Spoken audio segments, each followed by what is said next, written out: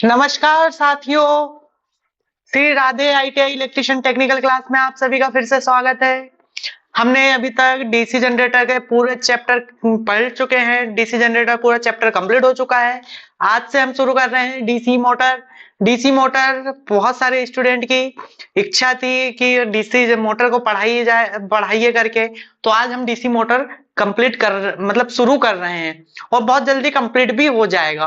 तो DC motor क्या होता है, सेम टू सेम जो एज इट इज जनरेटर होता है डीसी जनरेटर, तो same to same DC motor भी वैसे ही होती है।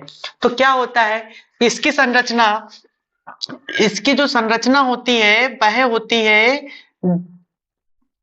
डीसी जनरेटर के समान ही होती है। जनरेटर के समान होती है। जो जो पार्ट्स में होते हैं सेम टू सेम इसमें भी होते हैं। ठीक है, एक ही मशीन को, एक डीसी मशीन को डीसी जनरेटर के समान और डीसी मोटर के समान भी इस्तेमाल कर सकते हैं। जैसे हमारे पास एक ये डीसी मशीन है, तो इसे हम क्या कर सकते हैं, यदि इसको इनपुट में हमने दे दिए यांत्रिक ऊर्जा दे दिए, तो आउटपुट में हमें क्या मिल जाएगा, आउटपुट में हमें मिल जाएगा विद्युत ऊर्जा। अब ये सेम टू सेम आउटपुट में हमें ये दे दिए, सेम टू सेम यदि यही मशीन है और डीसी मशीन, इसमें कोई परिवर्तन नहीं किया गया है, एक प्रकार की डीसी मशीन है, यदि इससे इनपुट में हमने दे दिया, क्या दे दिया, हमने विद्युत ऊर्जा दे दिया, तो हमें आउटपुट में क्या मिल जाएगा, यांत्रिक ऊर्जा मिल जाएगी। तो इसके कोई पार्ट्स में या कोई भी आर्मेचर कोर में, पोल शूज में, कम्यूटेटर में, कार्बन ब्रश में किसी प्रकार का कोई परिवर्तन करने की आवश्यकता नहीं होती है। क्यों? क्योंकि ये डीसी मशीन एक ही होती है। इसे जनरेटर की तरह या मोटर की तरह यूज कर सकते हैं, लेकिन इसका कार्य करने का सिद्धांत थोड़ा सा बदल जाता है ना। इसमें जितने प्रकार डीसी जनरेटर के जितने प्रकार होते हैं उतने ही हमारे क्या होते हैं, डीसी मोटर के भी होते हैं। क्या क्या होते हैं हमारे पास इसके, एक होता है सेपरेटली एक्साइटेड डीसी मोटर, और एक होता है self excited DC motor. Same to same जो जनरेटर में होता था, इसी के क्या हो जाते हैं, अलग अलग पार्ट हो जाते हैं, जो हो जाती है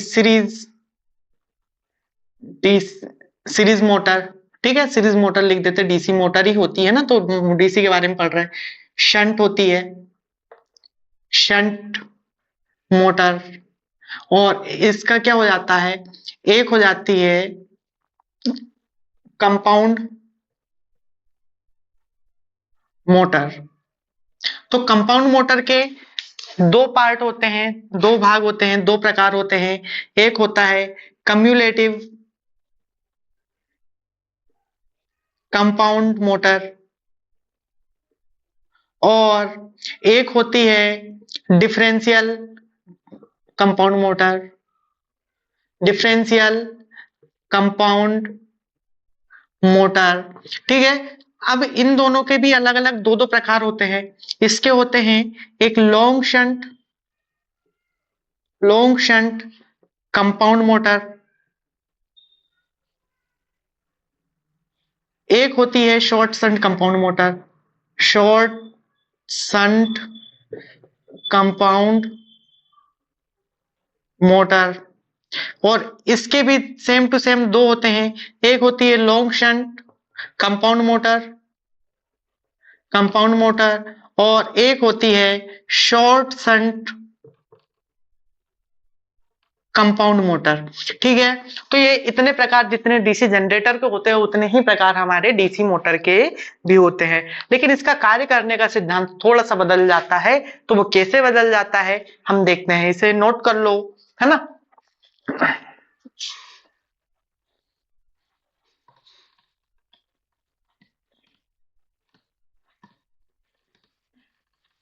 तो डीसी जनरेटर का कार्य करने का सिद्धांत क्या था, डीसी जनरेटर का कार्य करने का सिद्धांत क्या था? इसमें अपन पहले तो डीसी मोटर का के कार्य करने का सिद्धांत,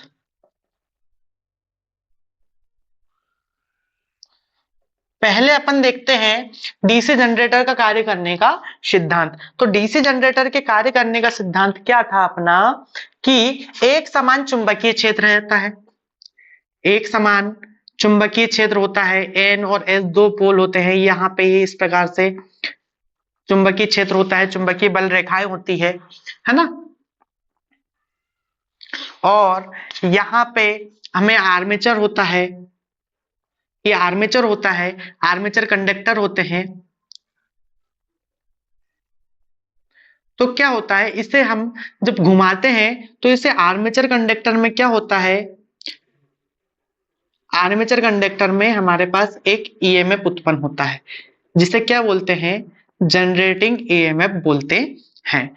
ये कार्बन ब्रश लगे होते हैं कम्यूटेटर पर, और कम्यूटेटर से हम आउटपुट में सप्लाई ले लेते हैं। तो जनरेटिंग ईएमएफ होता है किसमें, डीसी जनरेटर में। लेकिन यहाँ पे क्या होता है, डीसी मोटर में इसका कार्य करने का सिद्धांत थोड़ा सा बदल जाता है। ये एन ध्रुव होता है, ये एस ध्रुव होता है, यहाँ पे एक समान चुंबकीय क्षेत्र होता है ना, एक समान चुंबकीय क्षेत्र ये होता है। यहाँ पे ये आर्मेचर कंडक्टर होते हैं, आर्मेचर लगा हुआ होता है, इसमें इस प्रकार से आर्मेचर कंडक्टर लगे हुए होते हैं। ठीक है, यहाँ पे कार्बन ब्रश लगा दिए अपन ने, और हमने यहाँ पे आउटपुट ले लिया, सॉरी आउटपुट नहीं, यहाँ पे ये कार्बन ब्रश है। तो यहाँ पे अपन इनपुट देते हैं, इनपुट क्या देते हैं, सप्लाई देते हैं, डीसी सप्लाई देते हैं V इंटू आई, V इंटू आई। तो आर्मेचर में धारा देते हैं V इंटू आई है, जो हमारा सप्लाई वोल्टेज होता है वो देते हैं, और आर्मेचर धारा, जो आर्मेचर धारा लेता है वो होता है। तो यहाँ पे इनपुट में देते हैं और आउटपुट में हमें यांत्रिक ऊर्जा मिल जाती है। तो क्या होता है, जैसे कि इसमें हमने आर्मेचर कंडक्टर को सप्लाई दी है, उसमें धारा प्रवाहित हो रही है, तो हमारे लॉरेंज का नियम लगता है, विद्युत चुंबकीय प्रेरण का सिद्धांत यहाँ पे काम करता है। तो कार्य करने का सिद्धांत क्या होता है, विद्युत चुंबकीय प्रेरण का सिद्धांत काम करता है। चुंबकीय प्रेरण का सिद्धांत यहाँ पे कार्य करता है, ठीक है, विद्युत चुंबकीय प्रेरण का। उसके बाद में यहाँ पे क्या कार्य करने के गया, लॉरेंज बल कार्य करता है, लॉरेंज बल कार्य करता है। अब लॉरेंज बल क्या होता है, और क्या होता है विद्युत चुंबकीय प्रेरण का दूसरा सिद्धांत, कि एक समान चुंबकीय क्षेत्र में, आप एक काम करो, नोट ही कर लो, नोट कर लो, नोटबुक में लिखो, उसमें जब किसी धारा प्रवाहित चालक को एक समान चुंबकीय क्षेत्र में रखा जाता है, जब किसी धारा प्रवाहित चालक तार को एक समान चुंबकीय क्षेत्र में या चुंबकीय क्षेत्र में रखा जाता है, तो चुंबकीय क्षेत्र के लंबवत धारा प्रवाहित तार पर, चुंबकीय क्षेत्र के लंबवत धारा प्रवाहित तार पर या चालक तार पर एक बल कार्य करता है, एक बल कार्य करता है, जो उसे चुंबकीय क्षेत्र से बाहर करने की कोशिश करता है या बाहर करता है, ठीक है, की कोशिश करता है, ठीक रहेगा, है ना, की कोशिश करता है। जैसे यहां पे चुंबकीय क्षेत्र है N और S, और ये चालक प्रवाहित धारा है, तार है, हमारा चालक तार है, धारा प्रवाहित चालक तार है। तो क्या हुआ, ये धारा प्रवाहित है, इस पर धारा इस दिशा में प्रवाहित हो रही है, तो हमारा इस पर बनने वाला चुंबकीय क्षेत्र कैसा बनेगा, इस प्रकार, राइट हैंड थंब रूल से हम क्या करेंगे, इस प्रकार का। तो इस प्रकार का यहाँ पे चुंबकीय क्षेत्र बनेगा, तो इधर N ध्रुव बनेगा, इधर S ध्रुव बनेगा, तो ये एक दूसरे को प्रतिकर्षित करेंगे, ये प्रतिकर्षित करेगा, ये इसको प्रतिकर्षित करेगा, तो चुंबकीय क्षेत्र से बाहर करने की कोशिश करता है। तो इस प्रकार से यहाँ पे ये वाला बल कार्य करता है। कब? जैसे डीसी मोटर है, डीसी मोटर के आर्मेचर कंडक्टर में हम सप्लाई दे दिए वोल्टेज इनटू आई, पावर दे दिए, तो क्या होगा कि इसमें धारा प्रवाहित होने लगेगी कंडक्टर में, जो उस पर लॉरेंज बल कार्य करेगा, चुंबकीय विद्युत प्रेरण के सॉरी है ना, विद्युत चुंबकीय प्रेरण का सिद्धांत कार्य करेगा, तो उसे क्या चुंबकीय क्षेत्र से बाहर करने की कोशिश करेगा। इससे ये प्रतिकर्षित होगा और ये घूमने लगेगा, क्या हमारा आर्मेचर घूमने लगेगा। तो इस पे कितना कितना बल कार्य करता है, कितना फोर्स लगाता है, तो वो लगता है BIL साइन थीटा, है ना। तो BIL साइन थीटा। तो यहां पे क्या है, B जो है फ्लक्स घनत्व है, B है फ्लक्स घनत्व है, नोट करते चलो, है ना, जल्दी जल्दी अपन कर रहे हैं। फ्लक्स घनत्व है, I है जो धारा है, चालक में प्रवाहित धारा, चालक तार में प्रवाहित धारा, चालक तार में प्रवाहित धारा, और L क्या है, चालक तार की लंबाई, चालक तार की लंबाई, तो साइन थीटा, है ना। तो इस प्रकार से हमारे यहाँ पे ये काम करता है BIL साइन थीटा।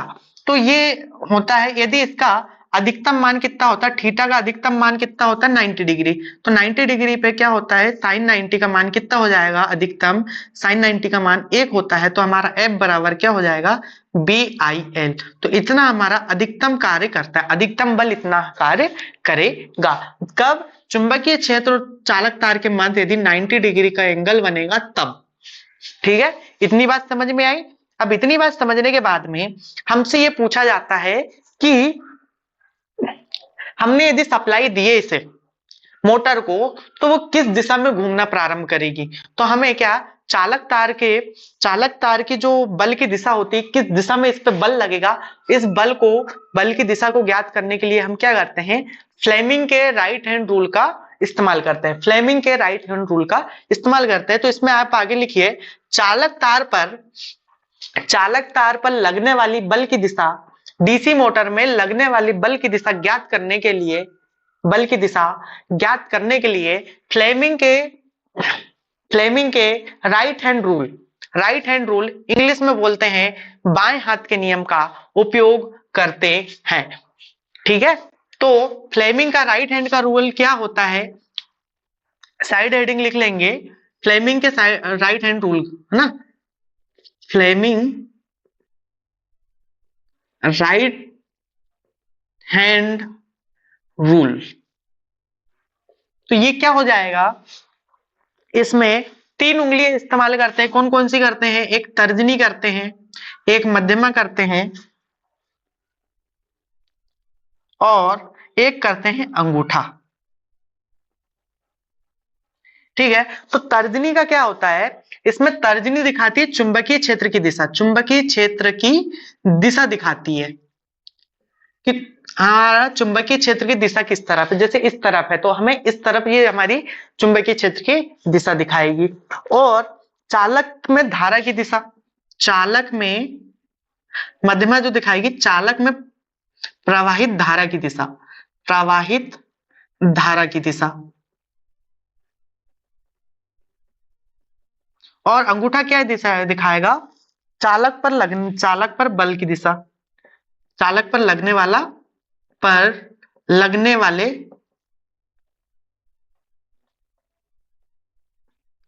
बल की दिशा। तो इसमें ध्यान देने वाली बात है, इससे डायरेक्टली क्वेश्चन ये आता है कि फ्लेमिंग के राइट हैंड रूल से क्या ज्ञात करते हैं।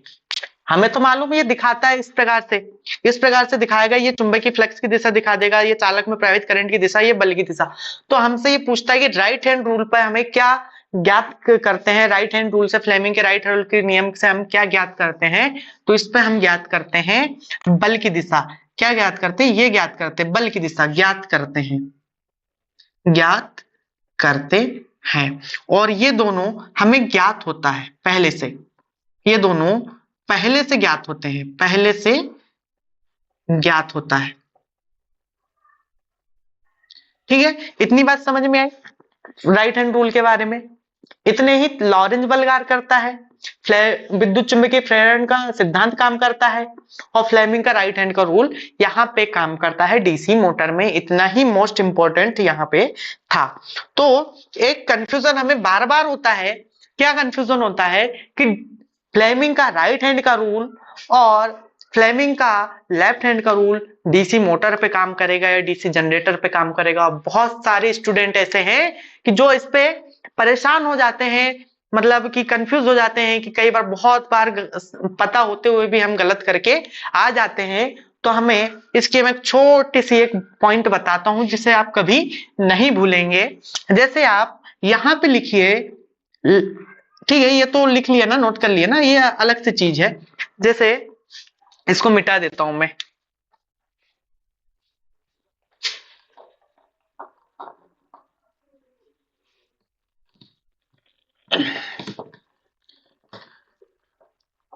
तो एक तरफ लिखिए अपन, डीसी मोटर और डीसी जनरेटर में फ्लेमिंग का कौन से हाथ का नियम काम करेगा, उसके लिए ट्रिक है।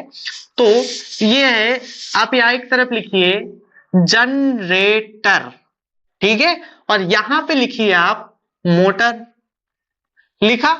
अब जनरेटर और मोटर आपने जब यहां पे लिख दिया, और फ्लेमिंग के राइट हैंड रूल और लेफ्ट हैंड रूल का क्या करेंगे, मालूम है फ्लेमिंग के हैं, तो एक दो ही नियम है, अपन यहां पे हो जाएगा राइट हैंड रूल और एक हो जाएगा लेफ्ट हैंड रूल। अब राइट हैंड रूल मोटर में काम करेगा कि जनरेटर में काम करेगा, लेफ्ट हैंड रूल जनरेटर में काम करेगा कि मोटर में काम करेगा, उसकी एक ट्रिक है।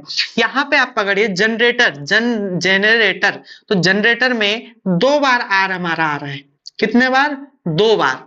ये आर एक ही हो गया, एक आर ये हो गया, और यहां पे आर हमारा एक ही बार आ रहा है, ठीक है, मोटर और जनरेटर में। तो यहां पे दो बार आर आ रहा है, तो हमारा यहां पे क्या लिख देंगे हम, right hand rule, right hand rule. और यहां पे एक ही बार है, तो भाई हम यहां पे लेफ्ट हैंड रूल लगा देंगे, लेफ्ट हैंड रूल। तो हमारा ये हो जाएगा क्लियर, ये लेफ्ट राइट हैंड रूल हो गया, ये लेफ्ट हैंड रूल हो जाएगा। तो ये छोटा सा हमें आर पकड़ना, जनरेटर में दो आर आते हैं, दो आर आते हैं, तो दो बार जब आर आता है तो हमारा राइट हैंड रूल यहाँ पे लग जाएगा। छोटी सी ट्रिक थी, छोटा सा पॉइंट, तो हमें इसे याद रखना है। अब देखते हैं कि इसके आगे डीसी मोटर में क्या होता है।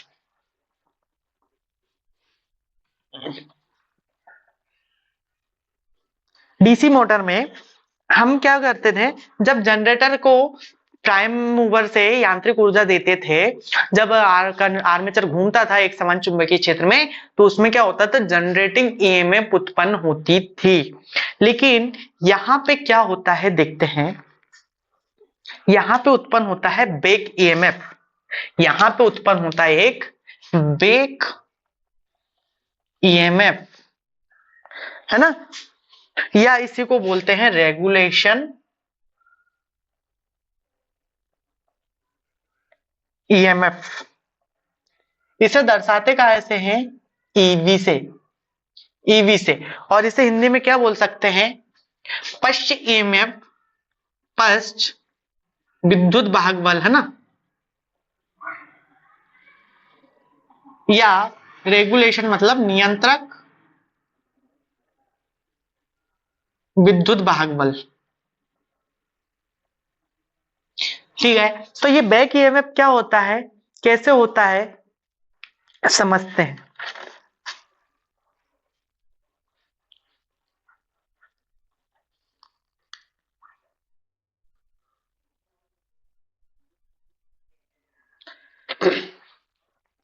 तो जब डीसी हमारे पास यहाँ पे एक मोटर होती है, तो मोटर की संरचना कुछ इस प्रकार से होगी। ये हमारे पास ये आर्मेचर होगा, इस पे कंडक्टर लगे हुए होंगे ऐसे,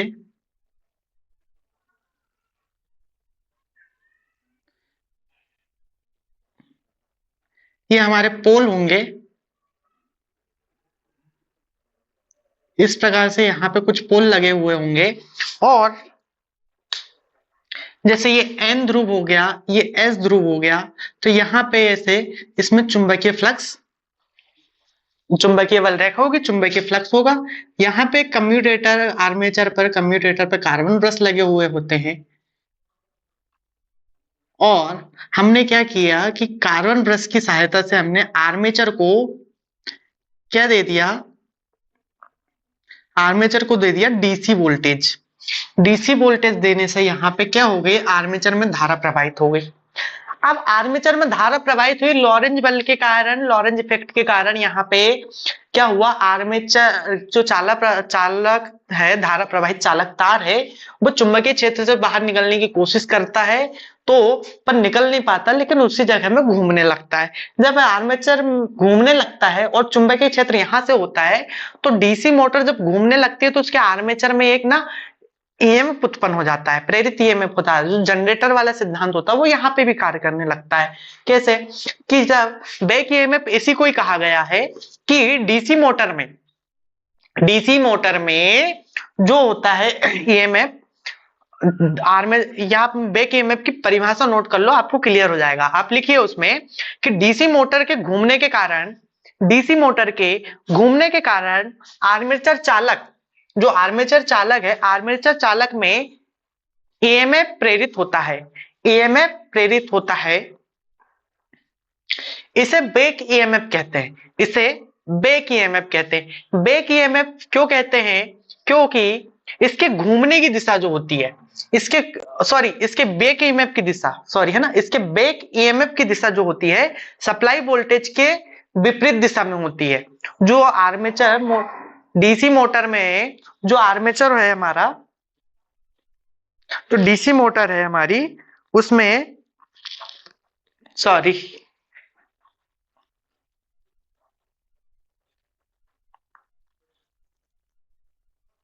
डीसी मोटर जो है, डीसी मोटर को जो आर्मेचर में घूमने के कारण जो ईएमएफ उत्पन्न हो रहा है, तो वो ईएमएफ हो रहा है उसकी दिशा सप्लाई वोल्टेज के विपरीत दिशा में होगी। कैसे होगी, यहाँ पे समझने की कोशिश करते हैं। ये डीसी मोटर का हमारे पास ये आर्मेचर है, और इसमें हमने कार्बन ब्रश की सहायता से हमने यहाँ पे ये कार्बन ब्रश लगाया हुआ है, और कार्बन ब्रश लगाने के साथ साथ इसमें हमने क्या किया, इसको हमने सप्लाई दे दी, इसको सप्लाई दे दी प्लस और माइनस। कौन सी सप्लाई दे दी, डीसी सप्लाई दे दी है ना। अब डीसी सप्लाई दे दी है, धारा यहां से आ रही है, तो इसमें जो सप्लाई वोल्टेज की दिशा है वो कैसी है, वो इस तरफ होगी, जो बी की दिशा है। जब बी की दिशा इस ओर है, तो किसकी करंट की दिशा भी किस ओर होगी, इस ओर होगी, आर्मेचर धारा। लेकिन इसमें जो ईएमएफ उत्पन्न हो रहा है, जिसे हमने बैक ईएमएफ नाम दिए हैं, उसकी दिशा किस ओर होगी, इसके तरफ होगी, ऐसे उल्टी होगी। ठीक है, तो बैक ईएमएफ इस दिशा में हमारा होता है, इस दिशा में हमारा कार्य करता है। तो ये इस प्रकार से हमारा होता है। तो इसमें बैक ईएमएफ क्या होता है, अब इसमें हम बोलते हैं कि बैक ईएमएफ की दिशा ज्ञात करने के लिए कौन से हाथ का नियम काम करेगा, फ्लेमिंग के कौन से हाथ का नियम काम करेगा। तो ये यहाँ पे बैक ईएमएफ जो जनरेट हो रहा है, बैक ईएमएफ की दिशा ज्ञात करने के लिए हम क्या करते हैं, बैक ईएमएफ क्यों उत्पन्न हो रहा है, क्यों, क्योंकि ये आर्मेचर घूम रहा है, आर्मेचर घूम रहा है, उसमें ईएमएफ उत्पन्न हो रहा है, तो ये क्या हो गया, जनरेटर हो गया। अब यहाँ पे जनरेटर की तरह कार्य कर रहा है, तो इसमें बैक ईएमएफ की दिशा ज्ञात करने के लिए कौन सा हाथ का नियम इस्तेमाल करते हैं, फ्लेमिंग के राइट हैंड रूल का, जो जनरेटर में करते हैं वही। तो अपन यहां बोल सकते हैं कि डीसी मोटर में उत्पन्न या प्रेरित डीसी मोटर के आर्मेचर, ऐसे लिखो है ना, डीसी मोटर के आर्मेचर में प्रेरित ईएमएफ की दिशा, प्रेरित ईएमएफ की दिशा ज्ञात करने के लिए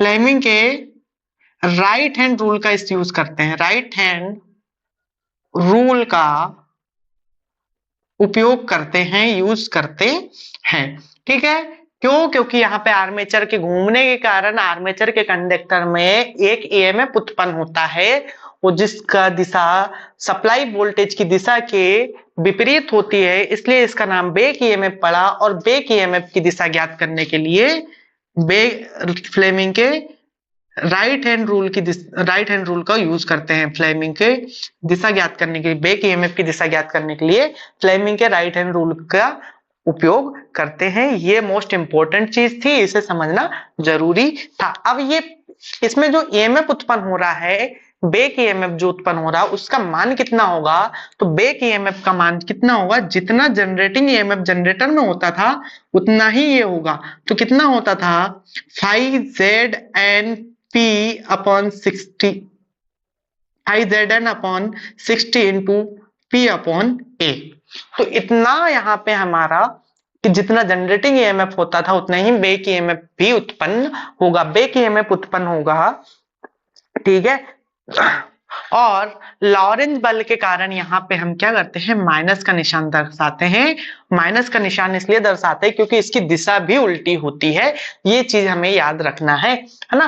तो कई बार माइनस का चिन्ह होगा भी, तो ये क्या है? इसकी दिशा को उल्टी दर्शाने के लिए यहाँ पे इसका चिन्ह, माइनस चिन्ह का इस्तेमाल करते हैं। तो क्या होता है कि यहाँ पे जेड, एन और पी और 60 क्या होता है, और आर्मेचर, ये सब हमारा क्या हो जाते हैं? कांस्टेंट हो जाते हैं। कौन कौन से कांस्टेंट हो जाते हैं? जेड, पी, 60, ए, है ना। तो इसको ऐसे गोला लगाएंगे तो यहाँ पे अच्छा नहीं दिख रहा है ये। तो 5Zn upon 60 into P upon A, तो ये कांस्टेंट हो जाते हैं। तो जो कांस्टेंट होते हैं उनको छोड़ के हमारा जो होता है बैक ईएमएफ जो होता है वो डायरेक्टली कैसे समानुपाती होता है? 5 और n के समानुपाती होता है।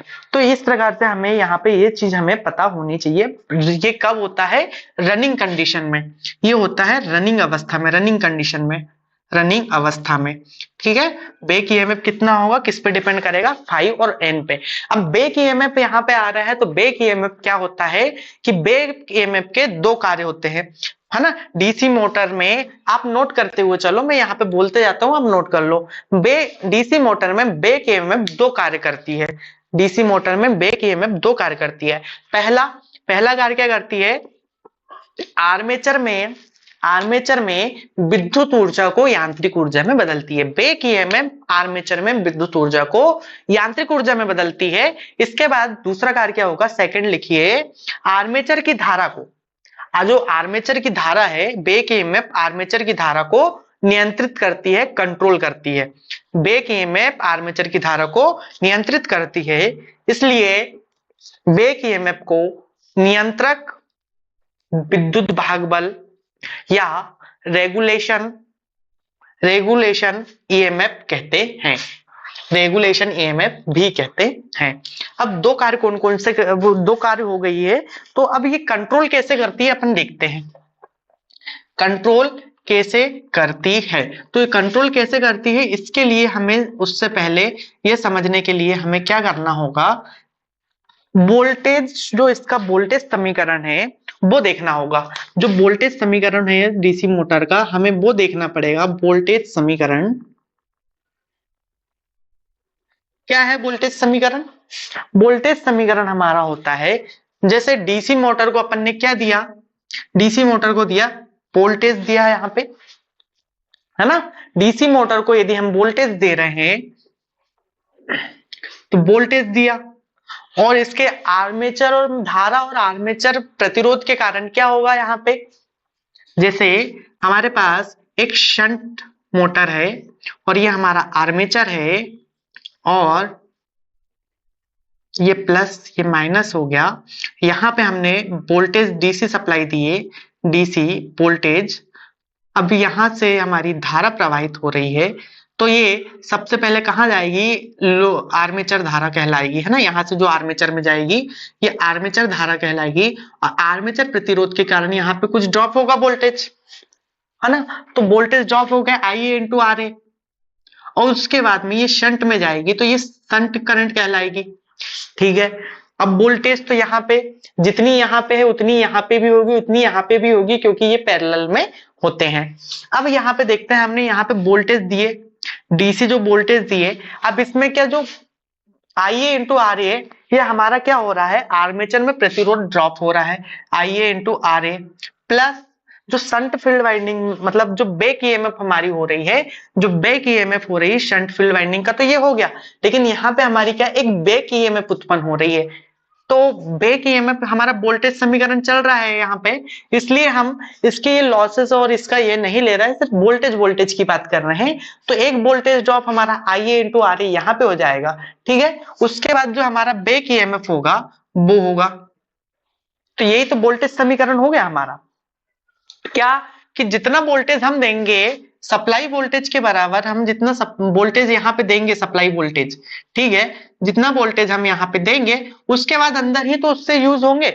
जैसे आर्मेचर का ले लेते हैं और बैक ईएमएफ हमारे पास उत्पन्न हो जाती है, तो जो बैक ईएमएफ है और प्लस आर्मेचर, जो सप्लाई वोल्टेज से ज्यादा हो ही नहीं सकता, कितनी भी जनरेटिंग ईएमएफ हो जाए सप्लाई वोल्टेज से ज्यादा वो उत्पन्न नहीं होगी। अब वो कैसे देखते हैं, ये क्या हो गया, सप्लाई वोल्टेज हो गया, सप्लाई वोल्टेज कौन सा, आर्मेचर को दिया गया, आर्मेचर को दिया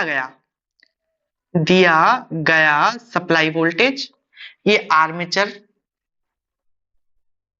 प्रतिरोध के कारण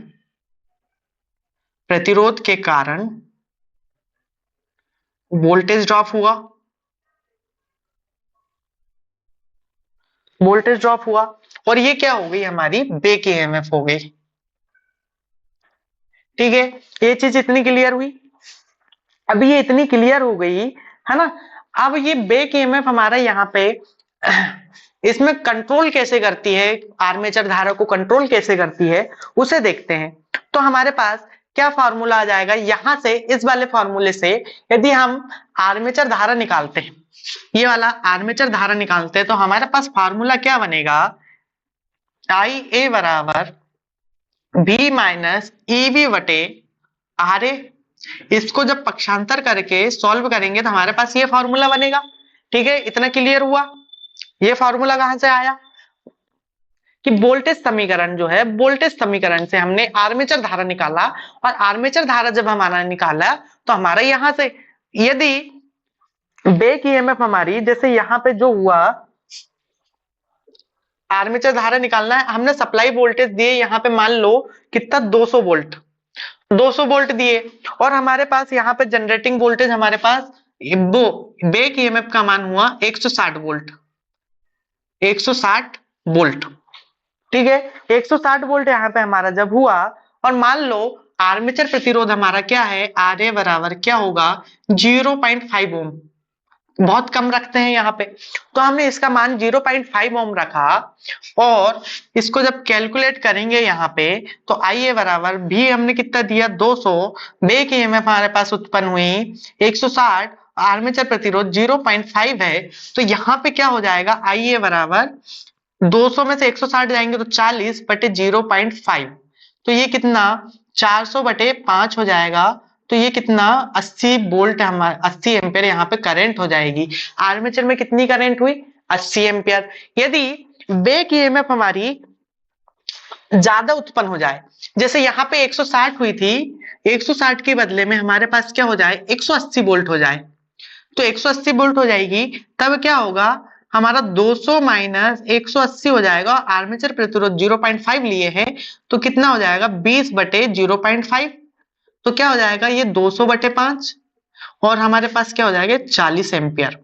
तो कि जैसे जितना ज्यादा बैक ईएमएफ का मान होगा, जितने ज्यादा बैक ईएमएफ का मान होगा, उतना ही हमारे भी वोल्टेज कंट्रोल यहाँ पे वो आर्मेचर धारा को कंट्रोल करेगी, क्या बैक ईएमएफ, बैक ईएमएफ ज्यादा होगी तो आर्मेचर धारा कम होगी, ये वाले फॉर्मूले से हमने यहाँ पे समझ में आता है। तो बैक ईएमएफ इस तरह कार्य करती है।